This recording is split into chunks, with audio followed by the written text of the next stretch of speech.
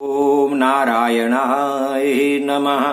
अवतारम महाविष्णु कल्के परमम यद्भुतम कलिकुलवनहंता सत्य धर्म प्रणेता नमो नमः। ओम सुमति सुताय विद्महे निष्कलंकाय धीमहि तन्नो कल्कि प्रचोदयात्। श्री कल्कि नारायणाय नमः। श्री हनुमते नमः।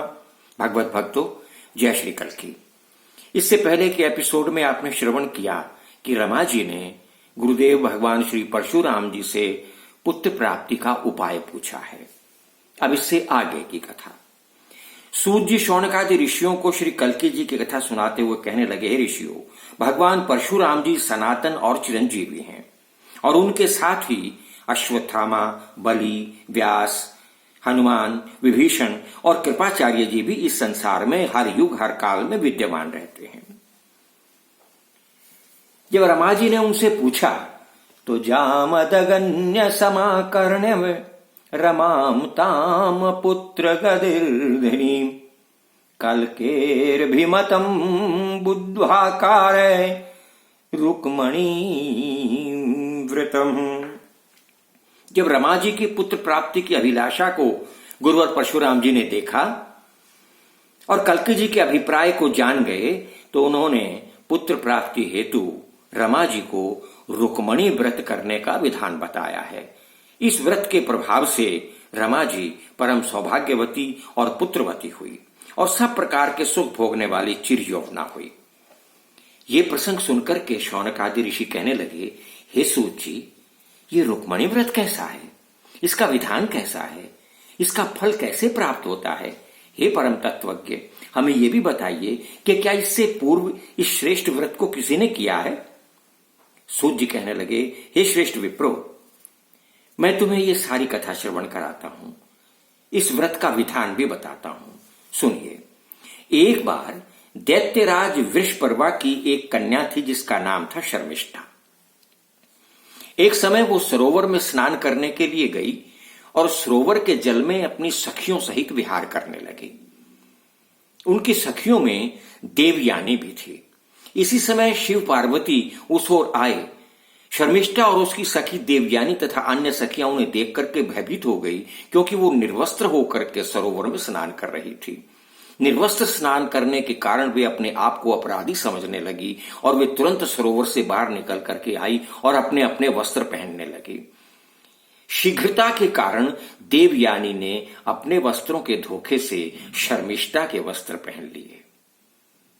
जब शर्मिष्ठा ने देखा कि मेरे वस्त्र नहीं हैं और देवयानी के शरीर पर मेरे वस्त्र हैं, तो वो देख करके अत्यंत क्रोधित हो गई। उसका वर्ण रक्त हो गया, लाल क्रोध से चेहरा तमतमाने लगा। उसने कुपित होकर के देवयानी का अपमान करते हुए कहा, हे भिक्षुकी, तुमने मेरे वस्त्र धारण करने का दुस्साहस कैसे किया? मेरे वस्त्रों को तुरंत त्याग दो।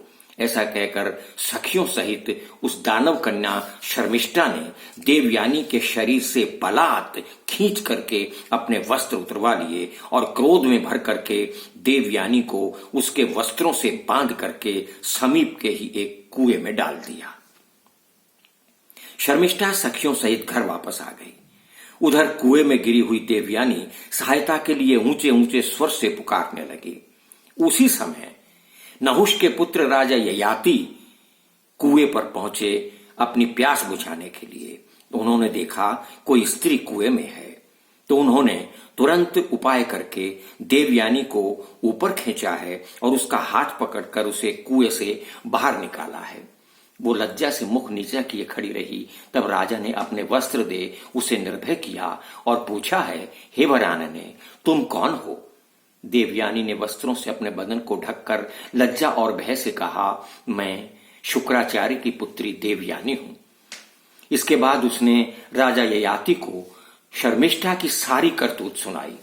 राजा ययाति ने देवयानी से विवाह करने की इच्छा प्रकट की और वहीं कहा, तुम चिंता न करो, और कुछ दूर तक साथ जाकर उसे भली भांति समझा बुझाकर अपने बारे में सब समझाया और देवयानी को उनके घर तक पहुंचा दिया। देवयानी ने घर पहुंचकर अपने पिता शुक्राचार्य जी से शर्मिष्ठा के समस्त व्यवहार की जानकारी दी। ऐसी दुस्साहसपूर्ण घटना को सुनकर के शुक्राचार्य कुपित हो उठे। तुरंत शर्मिष्ठा के पिता दानवराज वृषपर्वा के पास पहुंचे और उन्हें क्रोधित होकर के शाप देने के लिए उद्यत हुए। वृषपर्वा ने शुक्राचार्य को क्रोधित देख करके उनके चरण पकड़ लिए और कहा, हे विभो, यदि आपका क्रोध मुझ पर है तो मुझे अवश्य दंड दीजिए, और यदि दुर्व्यवहार की दोषी शर्मिष्ठा पर आपका क्रोध है तो उसे दंड देवें। इससे पूर्व कि शुक्राचार्य कुछ कहते, देवयानी ने क्रोधित होकर के कहा, हे राजन, आपकी पुत्री ने मेरा घोर अपमान किया है और मैं चाहती हूं कि आपकी पुत्री मेरी दासी हो जाए। दानवराज ने भावी को बलवान समझ करके शर्मिष्ठा को देवयानी की दासी बना करके उसे सौंप दिया है। देवयानी ने अपने पिता शुक्राचार्य से राजा ययाति के बारे में सब कुछ बता दिया और उनसे विवाह करने की इच्छा प्रकट की है। शुक्राचार्य ने देवयानी का विवाह विधि पूर्वक राजा ययाति से कर दिया है और इसके साथ ही दासी शर्मिष्ठा को सौंपते हुए राजा को चेतावनी दी है कि यदि तुमने कभी भी दासी शर्मिष्ठा को अपने शयन कक्ष में बुलाया तो तुम तत्काल जरा अवस्था को प्राप्त हो जाओगे। आज की कथा इतनी ही, बाकी कथा अगले एपिसोड में। तब तक के लिए जय श्री कल्की, जय श्री हनुमान।